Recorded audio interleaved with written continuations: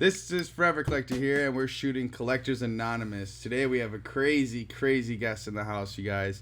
His name is Carlos Suarez, better known as SpiffTV, working on some of the biggest Latin music artists in the world, and some of the biggest American artists as well.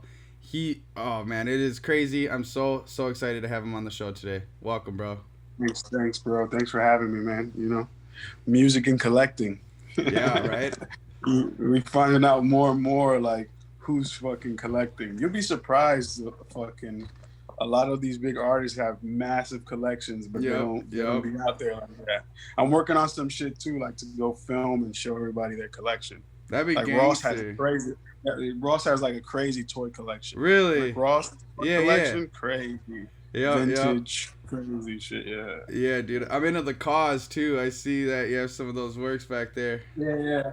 And then, you know, a few brick bears. Oh, nice. Yeah, there's two right there, and I got 3 over there and shit. But I have some of the Monies and the Dunnies, too. I like the Rick and Morty, those little shit. Yeah, those are cool, man. It's pretty crazy, like the art, you know, that I just picked this up, too. Let's see. This Ted DiBiase. What? Signed like your style auto. Yeah, that's so dope, dude. The signed Ted DiBiase wrestling buddy. Pretty legend. That's pretty old, right? Yeah, this fucking 80s, 90s. Yeah, that's pretty cool. Yeah, I got the Hogan. We got the OG one. You had to have that one. Yeah, that's dope, man. Collecting, it's crazy, like, you know, how far and how many different things that, like, people collect and like to have it, like, at their house to display. And I really admire a lot of different artists, you know. I got an Eternia right there that's almost complete. That's from Masters of the Universe. Wow. Yeah, those are pretty rare pieces, man. Like, it's crazy, like, to complete it, like, a flag costs $100, like a little flag. Like a stained metal thing, because, like, it complete is like 3 bands. It's crazy. Yeah, it is. Yeah. It's pretty cool, man. So what do you do when you're not, you know, shooting the hottest music videos on the planet? I'm fucking creating shit and coming up with ideas for new shit. Working on a comic book. Really? That's interesting. Yeah, just shit. Cause I like, you know, crossing over from music videos to go to film. So I'm working on scripts and shit like that. I think it's better, like, for me, is make these comic books first, and then if they turn into something, then we can make them a movie later on. But you already created that IP, that intellectual property is yours. You know what I'm saying? So you can do whatever you want with it afterwards. So yeah, exactly. I think that's pretty cool. And actually, I have to give you a big shout out for your work. I don't know if that was your first film, but the Tax Collector, my mom and we're all Mexican, bro. So, like, we so romanticize that, like, hard. Yeah. That was an amazing movie. Amazing. Yeah, David Ayer wrote and directed that. I scored some of the music in it and shit, but it was my first to, like, being involved in a big movie. Yeah. David Ayer's legend. Like, he grew up in LA. You know, he grew up with, you know, the Mexicans out there and the Latino culture. He wrote Training Day. So you see Training Day was like barrio, like that culture vibe. And the first Fast and Furious too, man. Yeah, he killed that shit too. And that has the culture too, you know, the racing, the Latinos with the Asians out in LA, you know what I'm saying? So that shit's fucking crazy. Yeah, that's really cool, man. He just gave me some shit that came yesterday too. Fucking you ever see the movie Sabotage? He directed and wrote that too. It's with Arnold Schwarzenegger. Yeah. Arnold, and about, like, DEA agents that take money from the cartel. Yep. So and he sent me his vest. Really? Like his tactical vest. Yeah. I should that's pretty dope. Towards the end, I'll go up there and show you my fucking. Do you collect any set props? I have a whole room that's movie props. That is pretty dope, man. That's pretty dope. I have some signed scripts.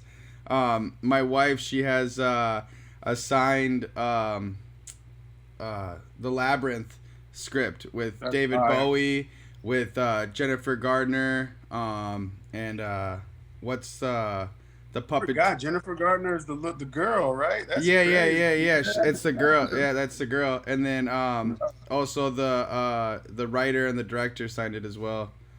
So it's like signed by like 6 different people, and it's like one of the original manuscripts. That movie was like spooky for me when I was younger. It's right? Still, like, fucking scary, yeah, you know? dude. What's crazy here in Minnesota, the puppeteer, the dude who made all the puppets, he lives here in Minnesota, and he's like always at the Renaissance Festival. Did Jim Henson create those puppets? It's Jim Henson's movie. But he's a puppeteer. He was a puppeteer. Yeah. So, yep. So like it was pretty crazy. Like every year at the Renaissance Festival, we always see his puppeteers like there, and like they're like trying to sell like the little things that he makes. Like he makes like little parrots and shit. It's pretty cool. Fire. So he makes his own stuff too now. I don't know all like the production with all that, you know, but need him to make some shit. Find him. Yeah, well, I'll see if we can hook that up. That'd be really cool, because those puppeteers at the time were like some of the craziest, most complex, most lifelike puppets like anywhere you could see, dude. And I don't even. It was 80 something when that movie was made. Yeah, it's fucking crazy, yeah. So yeah, like collecting a lot of things, man. I collect a lot of Pokemon. That's how me and you like linked up as Pokemon. But like it's cool to see, you know, where our heads are actually at. Like Pokemon is just a piece of us, you know. Like we're this whole thing. You saw that Charizard that sold for what? 369 last night. But it was that SGC. SGC. We were talking about that the other day. Crazy, right? Yep. I thought that was. What's that do for SGC now? Like they have the most expensive Charizard. Right? Yep, that's true. Does that make them players? Because you don't have anything SGC, right? No. Oh, actually, I do. I have a SGC 10 Italian-based Charizard. I'm really stoked about that. I thought it was pretty cool. Yeah. Yeah. It's you know, it's a week 10, but it's still pretty cool. A week 10. I told you I picked these up. I picked up the whole set. The Poncho Pikachus are crazy cool, man. The next one. Go ahead. No, you're good. The next one I'm going for are the Marios, bro. The Marios, like in January, they were only $500 a piece. Don't even talk to me about that, bro. Like in September, I sold both boxes because I have all the boxes sealed. Right, and at the time I was trying to fund like $100,000 purchase, and so I was like, they're out the door, you know. My homie wanted them. I sold both boxes, Mario and Luigi, for $1,700, and now you could sell Luigi just for $1,700. But like, I'm seeing that those boxes, a lot of them, those promo cards are coming back, PG fucking 10s, like genuine 10s, like. So I guess like. Those were cut well and centered well. Yeah, and in Japan, you know, I think it's also part of the culture. You know, everybody wants to do a perfect job. You know, so like the quality control of products coming out of that country are fucking amazing. So like, yeah. So like, you think it's better if I just buy the boxes and then send them to grade, or because they're trying to sell the set for freaking $5,500 for the 2 full arts and the 2 like regular ones. Yeah. That's definitely a hard choice, but you also get all the other cards that come in it as well. Will you grab you see that Charizard one right there, those 2 orange long boxes right there. Yep. So it comes with like card sleeves, it comes with like an extra card, I think, and there's like. So you think it's worth it? The value wise is worth it? Oh yeah, I think it's a really fun product, like. And you're pretty much guaranteed to have a 10 in it all the time. So anytime you want to open it up and then send it in, you're probably going to get the 10. So, I mean, it's not really... So but this is the cool part. So this is all that comes in this box. That Pikachu, this Pikachu, the deck box, the card sleeves, art for the box, and then 4 or 5 packs from that time. Which is pretty cool. I think it's worth buying the box then and just going to...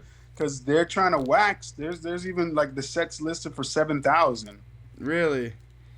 Yeah. I don't know. I I got these a while I know the ago. last sold I think I checked was 5,500 for the PSA 10s. That's crazy.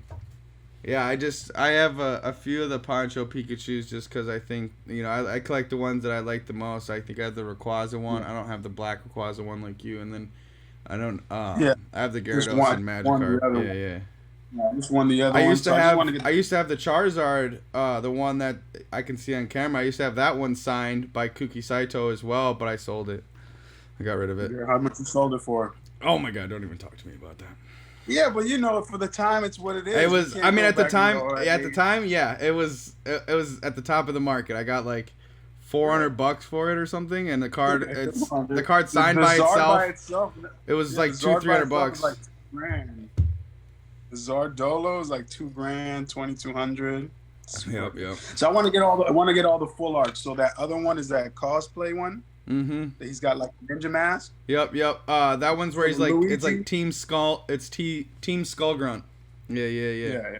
So I want to get that full art and the Mario and Luigi, and that's it. That's it. That's dope. That'd be cool too to have like a specific like case made for them too. That like fits all of the cards perfectly in them.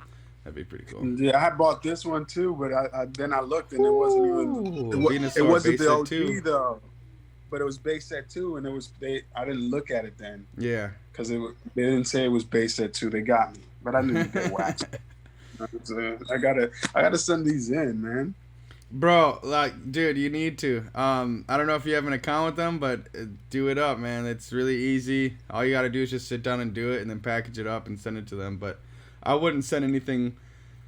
Everybody right now is like complaining about PSA turnaround times, but everybody's trying to send in 1,000 cards at a time in bulk submission, which is a 45-50 day deal anyways, without COVID involved. So I think everybody just needs to get off their high horse a little bit, and spend the extra $1 and get it pushed through. Like if you want it graded, get it graded. Do that. I might go SGC. And besides, the value on some of these cards don't even fit into those brackets, because that's how you're supposed to send into PSA, right? It's supposed to be sent by the value of the card, not by what service level you want for the card. And so if your card is going to be worth, $10,000, you have to send it in at Super Express and pay $200 or $500 a card. And I mean, in comparison, as soon as it gets graded, you're guaranteeing that value, and that's why you're paying that. And if you have an intention of selling it, spending the extra $200 to $500 isn't that big a deal when you're getting a return of $10,000. I mean, honestly, people just need to like stop being so, lack of a better words, cheap about it, because this is a service that they're providing, and there's value added to that. You're turning something, making it $10 and turning it into like $100 to $200, and you're not gonna feel obligated to pay the dude who helped you do that. Like, come on. Yeah. They should start doing booster boxes. That'll be legend. That'd be crazy. I don't know why they don't. Why wouldn't they? They do packs. Yeah, that would be. I think there's a company that does do booster boxes, but like with all the crazy shit going on in the market and stuff, like I wouldn't even trust like sending that in, to get graded for the box. And I mean, it's not like a card where if you hold it in a certain direction, you're not gonna see all the damage to it. You can hold the box in any light and you can see the damage on it, so it's not like you're selling somebody a box that they didn't know what they were getting into, And like the fakes are so good, bro. It's fucking crazy. You saw PokeRev, he ripped that Neo box. Yeah. And it was fakes. Yeah, it happens to the best of us. Luckily, I have never had that problem ever in my life. Ever. Never once. Crazy. They're good. He did the rip test. It had the ink in the middle. Even the pull test where like you pull the sticker and the back is hollow. Some real cards are like that. It's weird. And I know, and a lot of those cards were printed in a specific way that is almost consistent with that. So like that's like a really hard, I don't know. But by the 6-pack, I wasn't fooled anymore. I knew what the jig was, and so I just. Because they were I repeats, let it be. right? They kept on repeat. They kept on repeating. I mean, right? yeah. I mean, I have that kind of brain where it's photogenic. I remember exactly what the hell in an exact same order. Like you don't just like lose that out of your mind, especially when you see it again 20 seconds later. That's crazy. And then imagine you bought that like a long time ago, and then you can't even find the dude who sold it to you. Like, there's a lot of that stuff. There is no recourse. That's a issue about it for sure. But I mean, I just try to stay away from that.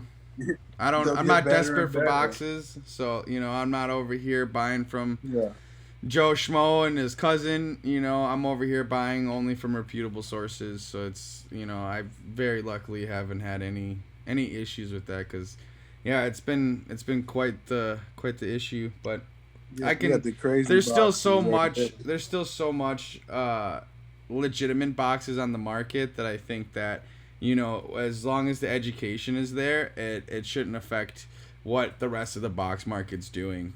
I mean, that's just my opinion, but hopefully there is more education on it here soon, where more people, lesser experienced people especially, can come into the market and be confident purchasing a booster box from anybody, no matter their feedback. You can be the biggest guy, that doesn't mean that you can't be duped. Yeah, it happens to them all.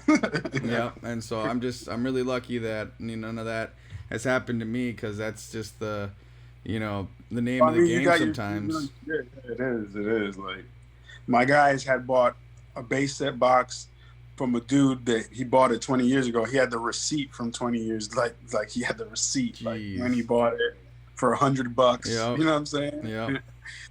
They came up because they got it for 15. That's crazy. And they flipped that thing for 80. Yeah.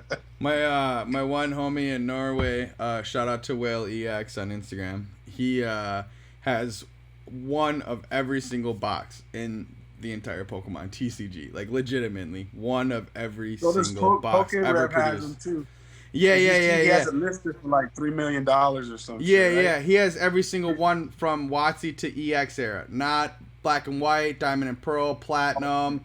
I'm talking, this dude's got all the way from there to Champion's Path. You know what I'm saying? Vivid Voltage. Like Top Sun too? Yeah, I think he's got one Top Sun, but I mean, that he definitely 100% has all of the Pokemon TCG in English in a box. Yeah. I slept. What happened with that auction that we were looking at? We're gonna keep quiet about that. Because that's still going down, bud. Okay. Yeah. We gotta keep it to ourselves on that one, buddy. Pokemon hunters, Yeah. We don't get the kill if we share it. No, definitely. But yeah, bro, it's been quite the scene out here lately. Did you get done with the PWCC auction last night? I definitely was in there. It. I bought some first edition hollows. You got some shit? Yeah, I got some hollows. For steals? Some steals? Very, very good pricing. But it's hard when there's so many things you want, and you got to be like... And everything's ending 3 seconds after each other, so you're like... Yeah. So you grabbed how many would you grab? What'd you get? I got some hollows, some first edition shadowless hollows, some shadowless hollows that I wanted. Just looking to complete some sets. And then I picked up the art set of first edition Neo Destiny, so we're gonna hope that those are legit, because I'm gonna open the fuck out of them, bro. Yo, I'm Carlos, bro. Like, that's what I do, Like, I open shit. As much as I got sealed, I got 10 times that open, So you have a lot of loose packs too out there. Yeah. I have a lot of loose packs. I have packs from box breaks from the last couple of years that I still haven't opened. I should probably open, because I was, like, usually I'll just buy them and see, what everybody else pulls out of their packs, and then, decide if my packs are anything good, because a lot of them are EX era sets. So, like, if somebody pulled the Gold Star, I'm not opening my packs. That's for damn sure. Sure, right? Because what is it? It's one per case. Was it one per case or one per booster box? It's like one in 2 or 3 boxes. Yeah. So, like, if you get one in one box, it's guaranteed no more in there. Yeah. Yep. And those is the Gold Stars are rare because of that reason, and it's like rare because the artist who did it like is a special like. It's rare because of the rarity settings that they put into them. It's rare because of during that time Pokemon was like at its lowest for like tournament play, and all of across like America and Europe and stuff like that, there wasn't as much tournament play, so they printed way less numbers than they did for WotC. Like WotC was super printed, and for coming into EX era, they Wizards of the Coast, right? Yeah, Wizards of the Coast. And then in Skyridge, during Skyridge, they were like halfway through that printing run, and they ended up losing the rights to produce it. So that's why Skyridge is rare. And then who's the artist that did that? Who did Skyridge? The Gold Stars. His name is Masakazu Fukuda. And he's the one that did the OG Charizard too? No, that's Mitsuhiro Arita. Fukuda actually came on right at that transitionary area, right? So he did those whole sets, or he just did the Gold Stars? Only did the Gold Stars, but he did every single Gold Star, which there's like that's fire, 30 of them. because if you look at it, when I look at it too, it's almost like how when Todd McFarlane started doing Spider-Man and started doing all these comic books, but he would do the cape so big that it was coming through the comic book, and they were against that. But if you look at the Gold Star stuff, like the fucking art is coming off the card. It's coming. It's the first time that they did that as well. It was funny because I used to think that it was like an innovation that like Fukuda did himself. Yeah. But like Pokemon had asked for it, and they're like, we kind of want the picture to jump out of it a little bit, and so that's why you see like Mewtwo's tail or Pikachu's ear. Yeah, it comes right out of the picture. What's the most expensive Gold Star card? It's the Rayquaza. I mean, okay, so in English it's the Rayquaza. In Japanese, it's the Umbreon and Espeon Gold Star because it took like 60,000 points to get it. How much is the Rayquaza PS10? 30K, something like that. Yeah. And the Espeons and the Vaporeon? Like 50. Each? Yeah, each.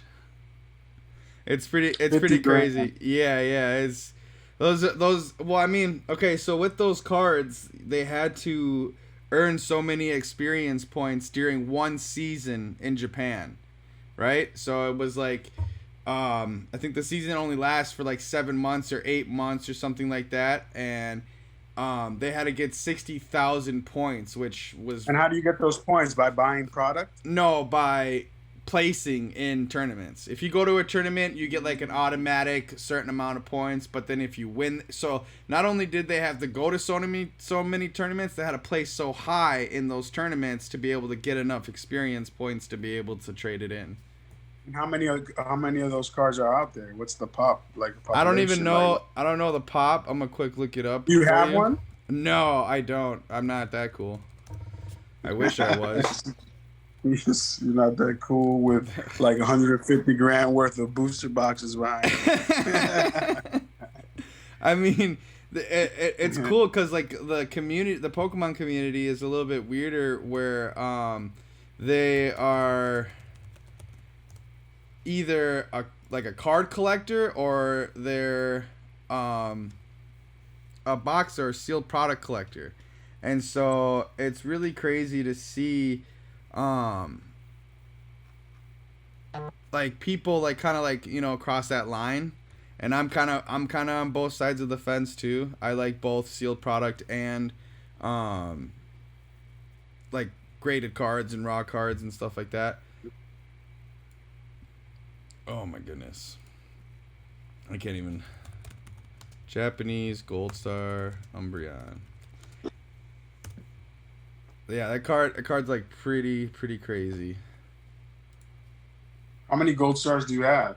I have a few graded 10s. And then I have a bunch oh, excuse me, it's 70,000 points, not 60,000 points. It's 70,000. And then I have a bunch of Gold Stars signed because I actually went to that signing in January in Dallas, and I got a shit ton signed, bro. I got a lot signed. Lots of Gold Stars. Like, it was So crazy. You gotta send those to get graded. No, they're already graded. Like, I have some. Here, let's see. Oh yeah, because he signed on the slab. Yeah. No, he signed on the card. So like, I had it graded like this. What's one right better, here. what's better, them getting signed on the card or getting signed on the slab? I mean, they don't authenticate it. If So it's on is that the slab. a PSA? Is that a PSA 10 because it's on the card too? No. Oh, so the card is a. But I'm saying, does that bring the card value down by getting the autograph? Does that? Okay, so it doesn't bring the condition down, Okay. right? But if, like, let's say they got ink like somewhere where they're not supposed to, you know, while they're signing it, and they had like ink on their finger and they touched the top of the card, that would bring down the value or the condition. So if you have a PSA 10 card and he signs it, that like, can he's still the only grade a person who 10. can sign that card. Yeah. He's the only person that can sign that card. They don't say there's surface. You got marker surface on. I mean, if I had a mark on the card and I sent it to PSA 10, they're not gonna give me a 10 for it. No. Unless if that was like your signature and you were trying to authenticate your own signature, and then they would, then it would do that. Yeah, so it definitely like depends, but like I have a few 10-10s, so they were graded at a 10, and then the autograph got a 10. But what I was saying though is that if it's signed on the slab, you can't get the slab double authenticated. The card is graded at whatever it is, but the sign on the slab isn't authenticated at all and cannot be authenticated.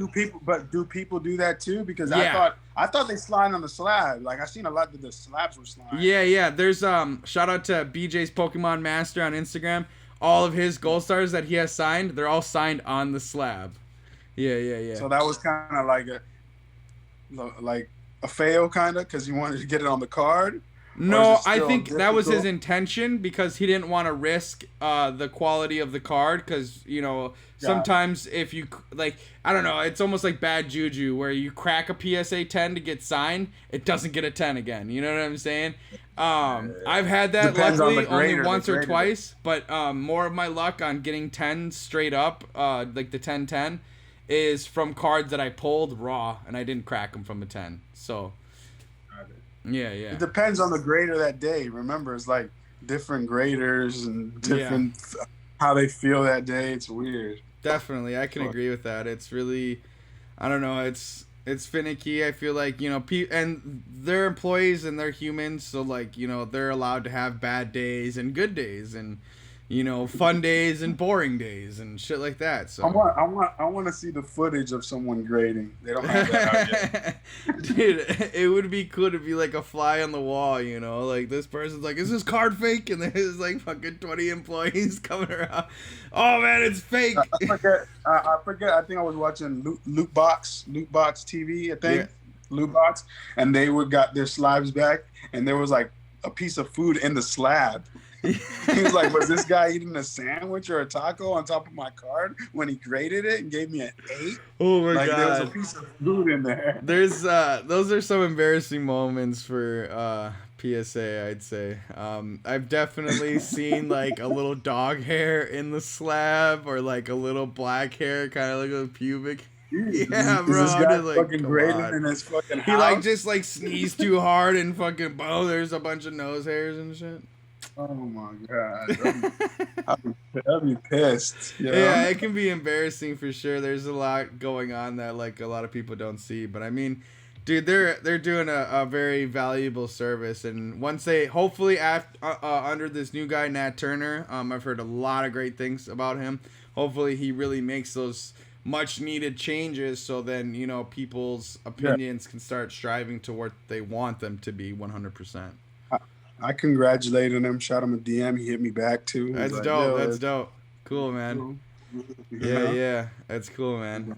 Yeah, that's it was really out of left field. I didn't think that, you know, it was something like that would have happened like right in the middle of this. Well, you it's know? making money. Like, it's making money. But at the beginning of the year, wasn't it like only $20?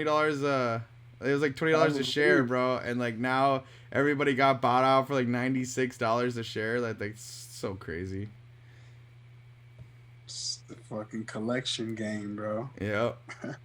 I think it's very important though. Like a lot of this stuff, you know, allows us to remain young. It allows us to share something with our children. It allows us to talk about something other than, you know, the bullshit that's happening in the world.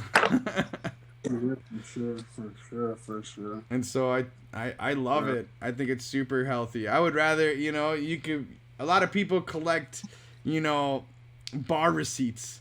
And, you know, not like actually, I'm making a figure of speech, you know. They spend all their fucking money on drinking, and they spend all their money on bullshit that they can't ever get back. And it's, you know, all they do, they remember from the night is fucking a hangover the next day, you know. And that's, a lot of people have that mentality. And so I'm happy that this is around, because this is such a much healthier hobby to put your money into. And to enjoy, you know. You know, like, since a lot of people too is like, since COVID, they're doing, you know, box breaks, because, you know, a lot of these guys would go to the casino and go take $10,000 in the casino or $20,000 in the casino, go play blackjack or craps.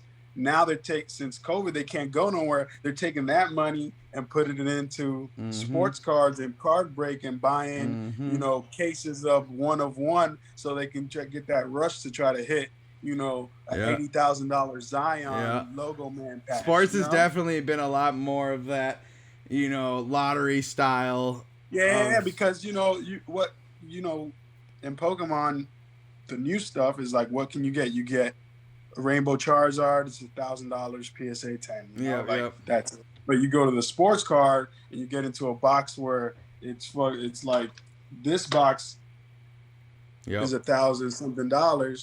You know, it guarantees 2 autos, but you could hit a Joe Burrow auto, or they have these things called color blasters, and the 2 color blasters like $10,000. You know, so it's definitely, you know, they get their gamble rush. Yeah. Off that. I think that was definitely, like, I've never seen so many box breakers and sports breakers lately than I ever have in my life. Like, it's fucking crazy. There's so many people, like, doing it now, and it's like the Panini Prism NBA box they dropped. It was like $700, $800. The Prism Select? $1,200. No, the Prism, the NBA Prism. Okay. They're like their flagship, like their main shit. Yeah. Is the Prism. That shit is $1,200, $1,300 now. Like, that shit is up. And then one before that has the Luka rookie. It's like $3,000, $4,000 for the fucking box. Yeah. Because if you hit the Luka rookie, it's like bands. Yeah.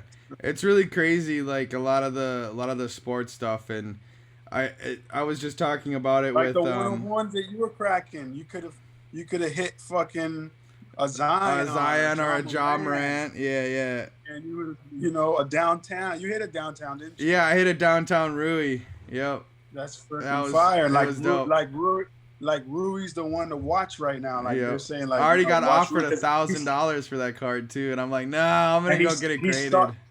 He's starting now, so now you get the Rui graded, the downtown, sit on it. That shit is gonna go up. You know what I'm saying? It's crazy. Like, that art on it's like really, really cool, man. It's like got the wizards and the owl and the cauldron, and he's just up there in the star like that, and it looks, oh man, it's clean, bro. It's a clean card. They did a great job in that box. Yeah. I'm looking at that box like, yeah, bro. We need to get down on a case and just split that son of a bitch.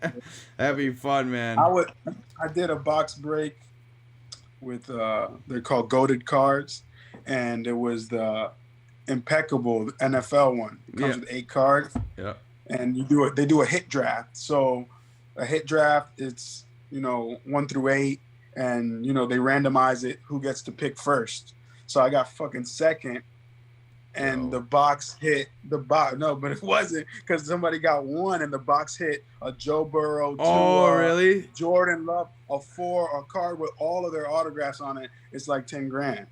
And oh man, and you got second, so you didn't get to. Second. So the first pick, he took that one, and then I took I took the second best card. Yeah. I don't really like that so much. I like it if it's like divisional or something, you know, and it's random. Well, like, you can't, because it's only 8 cards. Well, that's So what I'm it's saying. not- If it's divisional, you know, you have like 6 teams in each division, right? So like, there's you get 6 teams. So But whatever they card do comes that. for They one of do those that, 6 yeah. teams, you Yeah. get it. That's what I Yeah, like. they do, but they do that because, you know, Everybody's gonna everybody pick. will get, Everybody's gonna pick the everybody gets a Dolphins. card. Yeah. But I'm saying they do it that way because everybody gets a card. Right. Right. Because they're all autos and they're all Right. like patched. and Okay, shit. that makes So they sense. do it that.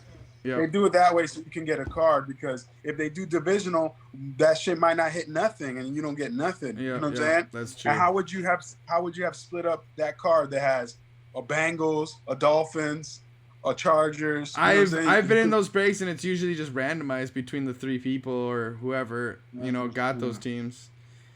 Different one, you know, different And vibes. yeah, there's I don't know, it's really weird. I like the different formats that like people bring to the table for these breaks. I think that you know, there's a lot to do with them. Yeah. For me, I like that they open the box first and then do the randomizer to see who gets what card. You know, lately they've been doing it first, and then you're like, okay, you already know. I'd rather see the box and be like, oh shit, and hype, and then you still have the chance that you might hit it. Yeah, you know what I'm saying? That's cool. That's cool. Yeah, I like that. That's how I'm gonna do That's a mine. nice That's how format. I'm gonna do it. Yeah. It's pretty cool. There's a lot of For different sure, formats yeah. people doing, man. Sports is We got it. crazy right now, though, man. That Gianni's card that sold and that Mike Trout card that sold. Oh my goodness, bro! It's crazy out here. It really, That same really dude is. that bought the Mike Trout card for what, $450, and then he flipped it for what, $3 million or $2 million? Yeah, 3.2 million or 2.3 million. I don't know. He's saying that the next guy to get quarterback is the one from the Raiders. Really? I think his name is something Carr. Yeah, I don't know. He's the Raiders quarterback. He's like, that's the next guy that's gonna be big money. That's crazy. So yeah, not bad Kyler Murray. example. I think Kyler Murray is gonna be huge, and Tua. Tua's been a monster out here. Unfortunately, I was collecting Daniel Jones for like the longest time, rookie cards, and dude, you know, fuck, man. National Treasures is one of my favorite products that Panini makes. I got a few rookies. Maybe Taco might become lit. Who knows? Bunch of rated rookies over here. I'm really into the National Treasures set though. Yeah, because those cards are like worth the most, I think, if you pull a good card. Right. I just like them because they're just so clean and they look so fucking perfect. It's, you know, I like the prisms and the color blast and all that. But I really like how clean a lot of these cards look, and that's also why I like the Panini 1-in-1 and the one for NFL as well, because it just they're so clean, they're sleek, and most of them, you know, when I was in the breaks, he cases them up right there, and with the Panini 1, they're already cased up directly from Panini, which is even better. That's why I like the encased, but I was like, the encased comes with a graded Beckett card. I would think that if Panini's taking it to Beckett, they would make sure that those were 10s, like the best cards that they can give someone. You know what I'm saying? Yeah. There's like 9.5s. There's 8. I got a Kobe White that's 8.